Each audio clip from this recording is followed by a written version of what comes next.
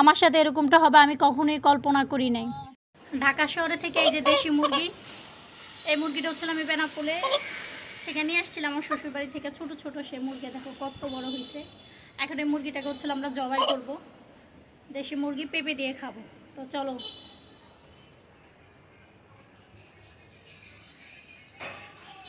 আম্মুকে জবাই দিব। আদি ভাই দেখো কত মুরগি, কত বড় মুরগি দেখছো।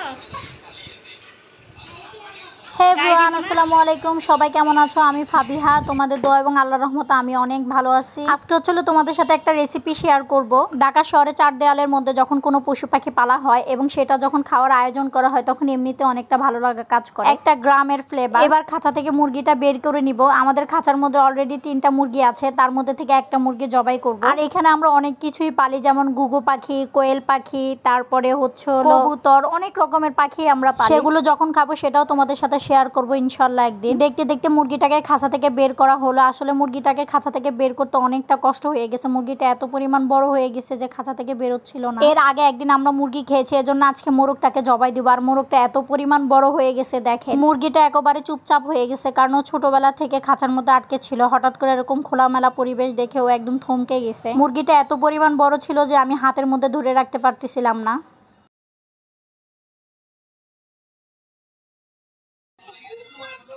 আপু দেখছো কত বড় মুরগি।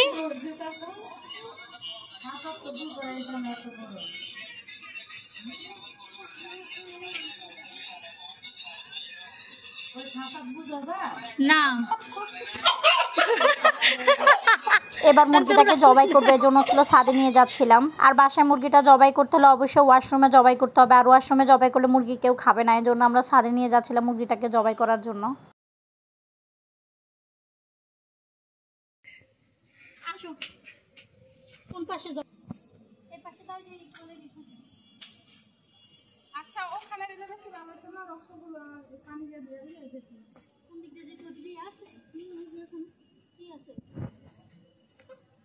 আরে আল্লাহ, কালো হয়ে যাবে দেখে তাই ইয়ার মধ্যে আছে তো। এই টুপি উঠাও, কার টুপি উঠাও? ওই পাশেও আছে এগুলো এরকম।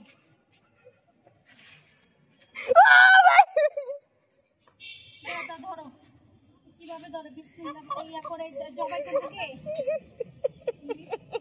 আমি পারে নাই। বাচ্চা তারা গোস্ত খাবি না কেন তুই? ধর দেখেন এমনি আমি দৌড়ি। আরে আল্লাহ, আবার ইয়া দুটি কে মারে লেন না কেন? হ্যাঁ দে ইয়া করে টান টান করে দে। তুমি দাও না কোন দিকে? তোমার আম্মু আগের দিন এইদিকে নামাজ পড়ছিল। হ্যাঁ তাই বলে তুই নামাজ পড়বি? এইদিকে নামাজ পড়। কোন দিকে? এইদিকে নামাজ আয় না, এইদিকে পড়ছিল। এসো আমার এইদিকে। এইদিকে পড়ছে। এইদিকে পড়ছে? হ্যাঁ এইদিকে। এইদিকে ইয়া করছে তাহলে আমি কই এইদিকে পড়ছে? আরে ওইদিকে চুপ করো। হ্যাঁ এই আরে আল্লাহ ও আছে। এই মামনি এটা দেখ এখানে এসিতে লাগবে। এই জায়গায় যাবি? এসিতে লাগলে এসি ধুয়ে দিব, বুঝে যাবে। এই ইয়া করছে এভাবে দাঁড়াও। আল্লাহ এই মুরগি খাওয়া কি হবে কি জানি। এটা মামা এলো আমার মধ্যে পড়বে। এভাবে আপটা গেলে তো ঘুম হবে। এদিকে এদিকে ছাড়ো, এই জায়গায় ছাড়ো। মামনি একটু গলা তো বাইরে একটু দেখি। রক্ত দেখছিস, মনে হচ্ছে মানুষের রক্ত না ফারজানা, এত রক্ত। আল্লাহ হাত ধুয়ে নি।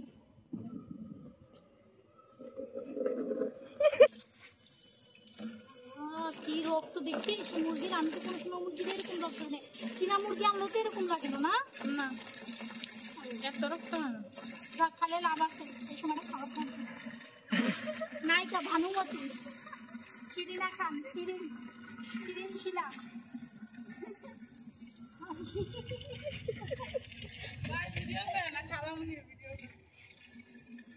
তাড়াতাড়ি এখন রক্ত বসার আগে দো।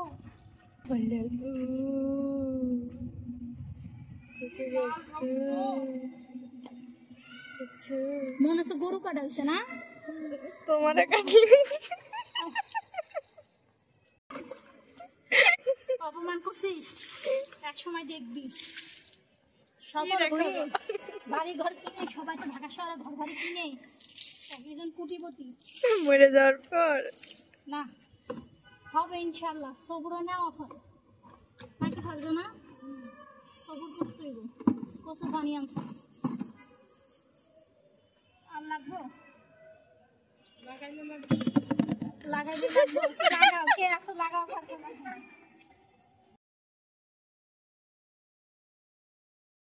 এটা আজকে তোরা তো পরিষ্কার করো, বলে দিবি আমি তোরা তো পরিষ্কার করো। ইস না ফারজানা চলে যাবো, ফারজানা চলে যাবো, যাও।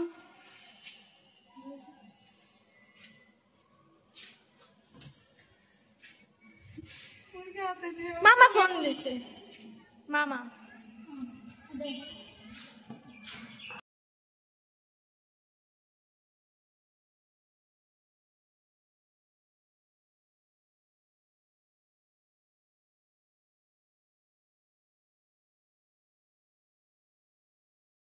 মুরগিটা জবাই করা শেষে এবার হচ্ছিল বাসায় নিয়ে যাব, মুরগিটা পরিষ্কার করব।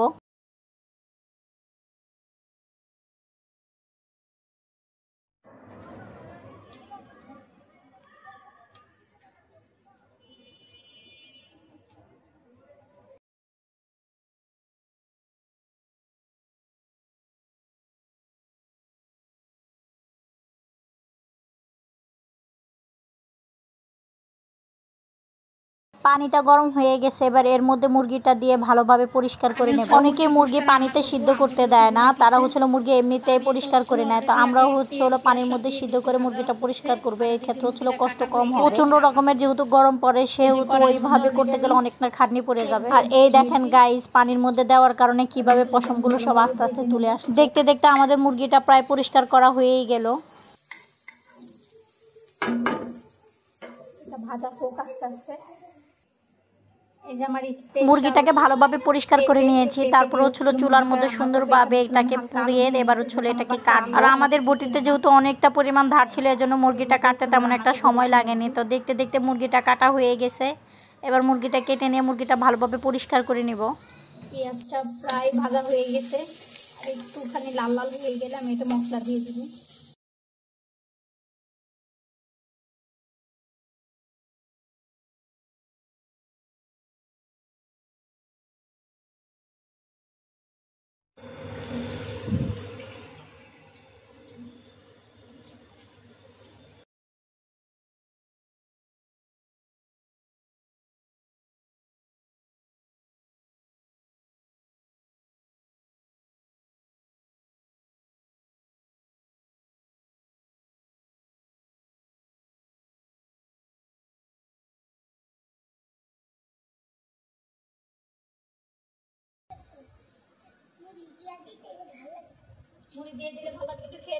ভাইরে ভাই, এর মধ্যে কারেন্ট চলে গেছে, এজন্য আর ভিডিও ক্লিপগুলো নিতে পারি নাই। তো আমি এর মধ্যে হচ্ছিল মশলাগুলো কষিয়ে নিয়ে আমি পেঁপেগুলো আগে থেকে দিয়ে দিলাম। পেঁপেগুলো হালকা সিদ্ধ হয়ে গেলে আমি মুরগিগুলো দিয়ে দিব। এই দেখো কি পরিমাণ অন্ধকার রান্নাঘর। যাই হোক, দেখতে দেখতে আমার রান্নাটাও প্রায় শেষ হয়ে গেছে। দেখো কত সুন্দর একটা কালার আসছে। তো আমি এই রান্নাটা সর্বপ্রথম আমার মেয়েকে খাওয়ায় জিজ্ঞেস করবো যে আসলে মেয়ের কাছে কেমন লাগছে, কারণ আমার মেয়ে কখনো এরকম খাবার খায়নি। আমার মেয়ের এই ছোট্ট জীবনে আমার মেয়ে কখনো পেঁপে দিয়ে মুরগির মাংস রান্না খায় নাই, এই প্রথম ওকে খাওয়াবো, দেখা যাক ও কি বলে। যার কারণে আমি মুড়ি দিয়ে খাওয়াবো, আসলে ও তো মুড়িটা বেশি পছন্দ করে, এই জন্য মুড়ি দিয়ে মাখাবো। আমার মেয়েকে এবার খাওয়াবো, দেখি আমার মেয়ের রিয়াকশন কেমন হয়।